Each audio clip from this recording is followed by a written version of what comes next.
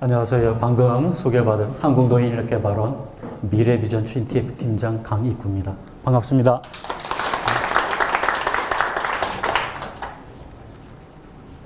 예, 사실 여기 오기 전까지 오늘 이 모임에 대한 어떤 그런 좀 여러 가지 많은 정보를 거의 듣지 못하고 온 상태다 보니까 사실 무슨 얘기를 해야지 처음부터 이걸 준비하신 우리 최학희 총장님하고도 요거 가지고도 좀 얘기를 많이 했어요. 왜 그러면은 사실 벤처 비즈니스를 꿈꾸시는 분들인지 아니면은 이렇게 실버 비즈니스, 시니어 비즈니스에 관심이 많으신 분들이 오시는지, 그러니까 시니어 비즈니스에 관심이 많으신 분들이 오신다라고 한다면은 지금 보건복지부를 비롯한 정부에서 추진하고 있는 이 시니어 비즈니스 관련한 어떤 그런 따끈따끈한 정보를 좀 말씀드리는 것이 옳지 않을까.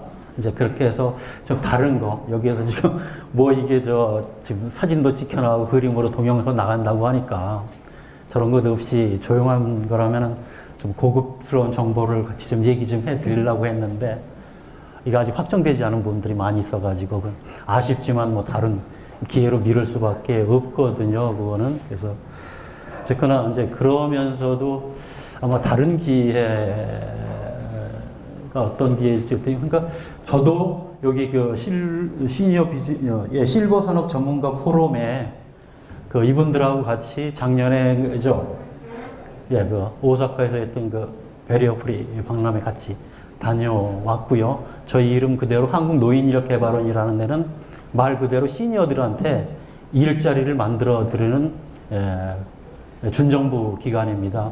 거기에서 제가 맡고 있는 게 미래의 비전 추진 타스크포스 팀이기 때문에 앞으로 어떤 분야에서 어르신들한테, 시니어들한테 일자리를 많이 만들어 드릴까 하는 고민하는 부서가 이제 제가 담당하는 부서거든요. 그래서 어쨌거나 베이비붐 세대의 일자리 창출 방안에 대해서 항상 고민하고 있는 그런 거다 보니까 좀 이걸 해도 맞을지 모르겠지만 약간 이 부분에 대해서는 오랜 건 아니지만 그래도 다른 분들보다는 좀 더 조금은 고민을 했던 부분이 있어서 그런 부분에 대해서 말씀을 좀 드리고자 합니다.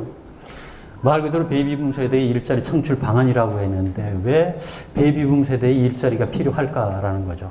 소위 말하는 베이비붐 세대라고 얘기한다면은 보통 일본이나 미국이나 비슷하게 얘기가 되는데 전쟁 이후에 그러다 보면 아기들이 상당히 많이 나오거든요. 그러다 보니까 인구가 팽창을 하니까 정부에서 제도적, 정책적으로 산하 제한을 하게 됩니다. 저희 나라도 1963년도에 가족계획법이 생겨가지고 산하 제한을 시작을 했거든요. 그래서 55년도부터 태어나신 분들은 63년 사이에 약 9년간 태어나신 분들이 베이비붐 세대입니다. 일본 같은 경우에는 47년에 49년간. 그래서 베이비붐 세대 충격이 우리나라보다 상당히 짧습니다. 3년 내에서 걸쳐진 문제만 발생하니까 우리는 9년에 비해서. 이제 미국은 우리나라하고 일본을 합해버리면 됩니다. 거의 한 14년 정도 되어왔던 그런 건데. 근데 베이비붐 세대라고 하는 것이 여전히 이분들이 좀 일자리가 필요하다라는 것 때문에 이제 일자리를 만들어 드려야 되는데 왜 그러냐면요. 사실 베이비붐 세대의 특성이 부모를 부양했던 아마 마지막 세대가 될 겁니다. 그러면서도 자녀로부터 부양받지 못하는 최초의 세대가 되고, 그러면서 현실적으로 보면은 아직도 부모를 부양을 해야 되고, 그러면서 자녀의 교육비라든가 자녀 결혼 비용 또 부담을 해야 되는 어떤 책임감을 무겁게 느끼고 있는, 그래서 안팎으로 우아래로 좀 경제적 부담을 많이 느끼고 있는 분들이 이런 세대들의 특징을 갖고 있는데 어느새 벌써 2010년서부터 맞청격이 되는 55년생서부터는 정규 노동시장에서 빠져나오기 시작을 합니다. 일은 더 계속 해야 되죠. 경제적 부담 때문에. 그러니까 이런 상황에 그렇다면 다시 일을 꼭 해야 되는 거예요. 생활비도 벌어야 되고 자기 노후 준비도 좀 해야 되는데 여전히 정규 노동시장에 빠져나오다 보니까 상당히 어렵다는 얘기죠. 그리고 재취업을 꿈꾸지만은 주된 일자리에서 그냥 주된 일자리에 해왔던 그러한 근로 조건이라든가 임금 수준을 맞추기는 거의 어렵다라는 얘기죠. 그럼 어떤 방식으로 일을 해야 될까라는 어떤 그런 측면에서 좀 다양한 일자리를 한번 찾아줘야 되는 게 저희들 어떻게 보면 정부 입장뿐만 아니고 본인들의 노력이 아닐까 해서 이제 그런 부분을 중심적으로 말씀을 드리겠습니다. 저한테 주어진 시간 한 15분이기 때문에 15분에 맞춰드리겠습니다.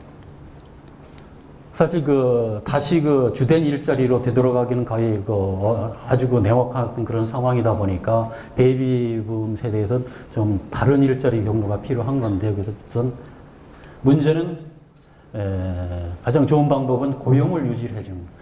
하던 일자리를 계속 유지를 시켜주는 어떤 그런 방안입니다. 그래서 고용 유지 방안으로 나오고 있는 것이 정년 연장이라든가 임금 피크제 이러한 부분이 있고요. 그 다음에 다시 재취업시키는 방안. 현대중공업이라든가 이런 몇몇 대기업 같은 데서 이게 다시 재취업을 시키는 어떤 그런 제도도 도입을 해놓고 있고요. 아니면 그러면 참 어렵지만 창업 지원을 해주는 어떤 그런 제도. 약간 좀 나중에 좀 말씀을 드리겠습니다. 창업이라고 해서 나오시는 분들의 보면은 베이비 부모의 29%가 나오시자마자 무엇을 꿈꾸냐 하면은 사실 사무관리직 출신들 특히 그러신데 이거 자영업에 많이 들어가셨다가 3년을 넘기시는 분들 거의 드물죠. 그러면서 특히 이제 혼합형의 어떤 그러한 시장에서의 일자리 경우는 사회적 기업이라든가 커뮤니티 비즈니스 이런 쪽의 일자리를 갖다가 좀 발굴할 필요가 있다라는 거죠. 그러면 여전히 이게 개인들한테만 맡겨야만 되는가? 근데 여전히 그래도 정부에서도 손 놓고 있지만은 않았다라는 얘기죠. 그러면 정부가 이런 베이비부머뿐만이 아니고 중고령자들에 대해서 어떠한 일자리 정책을 폈는가에 대해서 한번 살펴보고 거기에 대한 문제점이 무엇인지를 한번 보겠습니다. 베이비붐 세대에 대해서 딱히 요 세대에 대해서만 특화된 어떤 그런 정책은 없고요. 그냥 뭉뚱그려가지고 중고령자 대한 어떤 일자리 대책해서 그러면서도 이것이 맞춤형이라든가 어떤 분류를 시켜서 하는 게 아니고 대충 여러 가지 일자리들 갖다 나열한 어떤 그러한 방식이라고 이렇게 평가를 할 수가 있는 거고요. 또 하나 아까 고용 유지를 위해서 정년 연장이라든가 임금 피크제 도입을 하고 있는데 2016년도부터 300인 이상 사업장에 단계적으로 60세까지 이제 권고가 의무적 조항으로 넘어갑니다. 근데 여전히 노사정 합의가 이뤄내기가 어렵고 특히 노사는 합의를 하려고 하는데 문제는 공공기관 같은 경우에 정부 툭 까놓고 얘기해서 기획재정부 반대가 워낙 심하다 보니까 이것이 제대로 이루어지지 않고 있다는 어떤 그런 문제점이 좀 있고요. 그리고 최근에 사회적 기업이라든가 커뮤니티 비즈니스, 사회적 협동조합 같은 그래서 시니어 창업에 대한 부처별 정책 지방 시작을 하고 있는데 아직 시작 단계이기 때문에 베이비붐 세대를 전체를 아우르는 그런 정책으로는 좀 미흡한 상황이다라고 말씀을 드릴 수가 있겠습니다.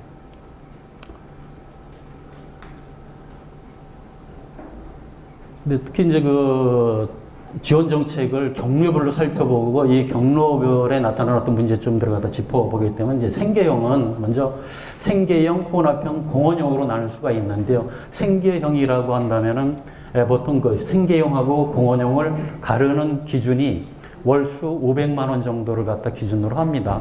월수 500만 원 이상을 받고 있는 분들은 베이비부머 중에서 현재 정규 노동시장에 근무하시는 분들 중에 4.6% 정도 됩니다. 나머지 99% 정도는 전부 다 생계형이 있기 때문에 생계형에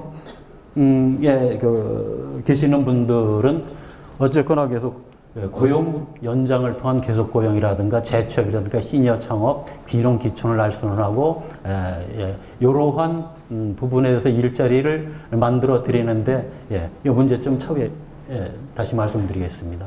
혼합형으로는 기농기촌을 유도한달지 그다음 사회적 기업이라도 커뮤니티 비즈니스 잘 아시죠? 커뮤니티 비즈니스.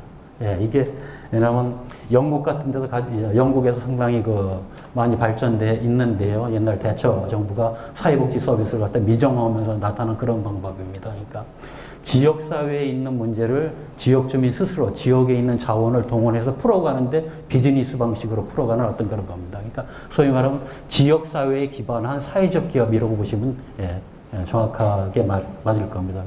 그래서 공원형은 해외 파견이라든가 재능 기부 정도 일자리인데 요거는 좀 설명을 요걸로 마치겠습니다.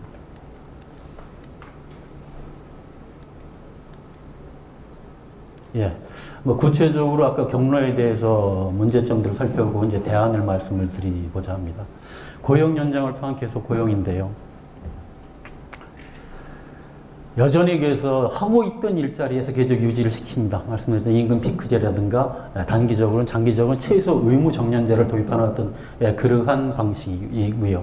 그다음에 시니어 고용 친화적 기업 환경을 조성을 해 드리는 겁니다.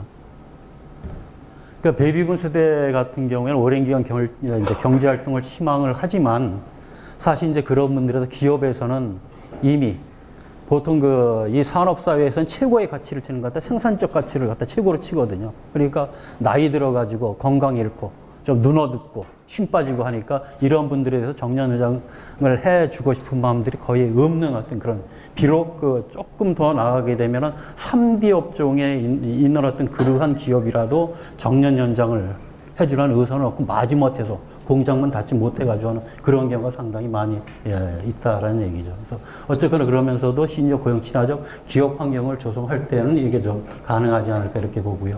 거기에 예컨대 뭐 시니어 고용 친화 경영 대상이랄지 시니어 고용 친화 경영 기업 인증제 같은 걸 도입할 경우는 약간의 좀 이게 유인책이 되지 않을까 이렇게 생각을 하고 있습니다. 그 시니어 창업 인프라를 좀 만들어 드리는 거 지금 뭐 중소기업청 같은 데서 여러 제도 많이 있죠. 요거는 아마 좀 각 중소기업청이라든가 조금 올라가면은 고용노동부 중소기업청이라든가 보건복지부 여기에 지금 안내드리는 이 기관에 들어가시게 되면 이런 제도의 설명은 자세히 나와 있기 때문에 요거는 설명은 이걸로 약하겠습니다. 특히 13세대 함께 하는 일자리를 지원을 하겠다라는 어떤 그런 건데 사실 저희 기관에서 의욕적으로 추진했던 사업 중에 하나가 고령 친화형 전문 기업인데요.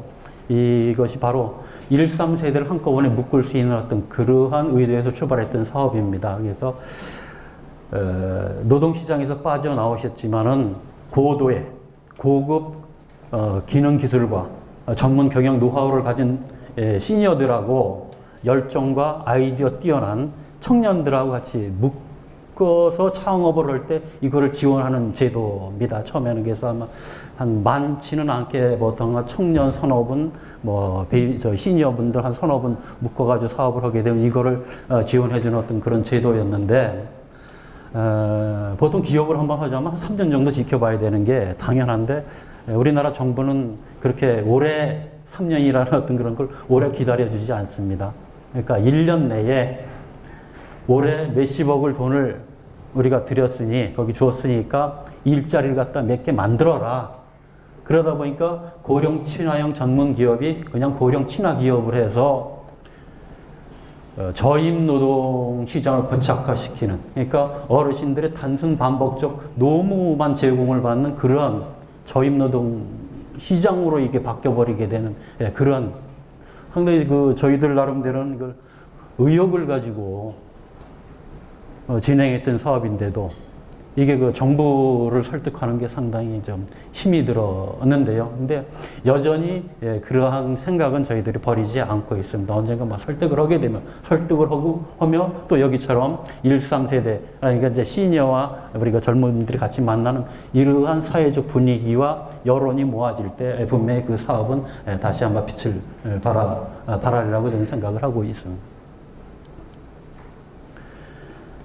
커뮤니티 비즈니스 활성화인데 지금은 안전행정부에서 이거 상당히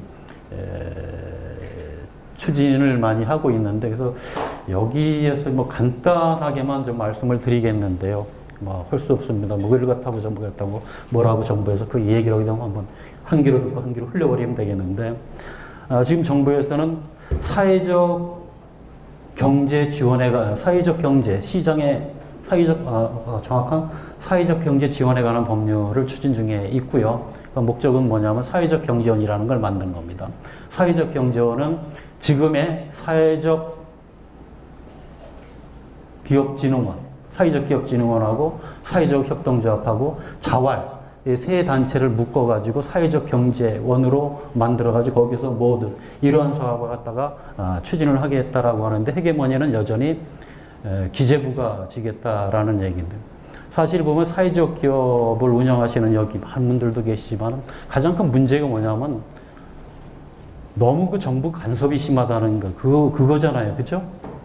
일일이 그 사회적 기업 하나 만들었는데 거기에 뭐 제 규제라든가 그다음에 관련 서류들을 만들어내기 위해서 현장에 가서 하루 한 번 더 지켜봐야 되는데 서류 작성하는데 나를 많이 보내는 시간이 그렇게 많은데 여전히 정부가 이걸 주도권을 쥐고 있으니 상당히 어렵지 않겠나라고 해서 좀 사회적 경제 지원에 관한 어떤 그런 법률을 만드는 과정이 있지만 그런 부분에 대해서 좀 여기에 계시는 분들도 좀 여러 가지 좀 이렇게 조직적으로 의견을 모아가지고 좀 그런 것들을 갖다 이게 이미 법 만들어질 때 좀 제대로 된 법이 만들어지도록 그렇게 좀 힘을 모을 필요가 있겠다 이렇게 생각을 하고 있습니다. 뭐 사회적 기업 활성화 뭐 저분들도 여러분들이 더 잘 알고 계시기 때문에 여기서 설명을 마치고요. 요거는 아까 안내한 걸로 대신하겠습니다. 이상 좀 마치겠습니다. 고맙습니다.